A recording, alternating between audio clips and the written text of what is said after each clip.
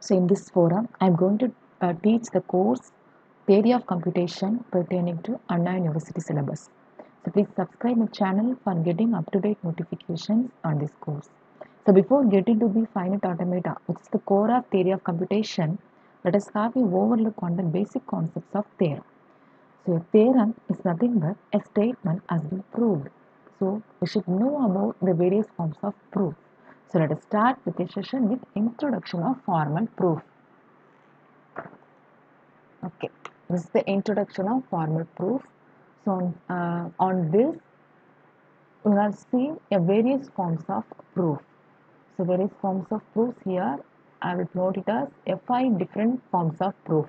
So one deductive proof, the second one inductive proof, third proof by contradiction, then proof by counterexample, then proof by contrapositive. So you have chosen any one of the proof, it depends purely on your application. So before getting to the actual essence of the theory of computation concept, that is the finite automata concept, let us have a overlook on this proof, because your theory of computation subject is purely on theorem as well as problem. The first one, deductive proof, that is proof by deduction. So what do you mean deductive proof? So deductive proof, there are two terms are coming into the picture. The first one hypothesis, the second one conclusion. Okay, so hypothesis means hypothesis which is in the form of if H then C. So it consists of a sequence of statements whose truth leads us from initial statement to conclusion. Let us take one client 1. That is, prove the theorem. If x greater than or equal to 4, then 2 to the power x greater than or equal to x square. So here the hypothesis part is x greater than or equal to 4. So this hypothesis part has a parameter x, and its truth, it purely depends on the values of the parameter x. So whatever the values you have fed in the x, based on this, the conclusion will become true or false. So if the value is above 4 means the conclusion will always true. So what about the value 1, 2, 3? Why we are adding the number 4 here? So we should prove on this hypothesis by deductive proof. So we are going to make some deductions. So take the part, right hand side part, conclusion part, 2 power of x greater than or equal to x square. Okay. So here we are posting the value starting with 1 on x. First x equal to 1. So 2 greater than or equal to 1. Yes, it is true. X equal to, for x equal to 2, it is also true. For x equal to 3, it will become false, because 8 is less than or equal to 9 only. For x equal to 4, it is true. X equal to 5, true. X equal to 6, true, up to so on. So on seeing these calculations, we should notify to one point, that is, each time x increases by 1, the left hand side doubles in size. However, the right hand side increases by the ratio x plus 1 by x whole square.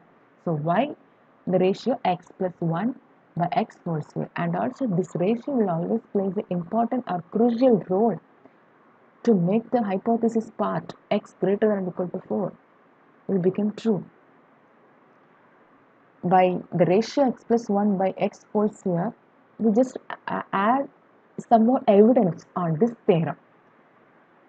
So, how x plus 1 by x whole square will come? So, let us have take x equal to 5. So, for x equal to 5, the right side value which is 25, for x equal to 4, the right side value which is 16. So, the ratio between these two means 25 by 16. So, for x equal to 4, just applied 4 plus 1 divided by 4 whole square, which is 5 square divided by 4 square, which is equal to 25 by 16. Then, ratio between x equal to 6 and x equal to 5, that is 35 by 25.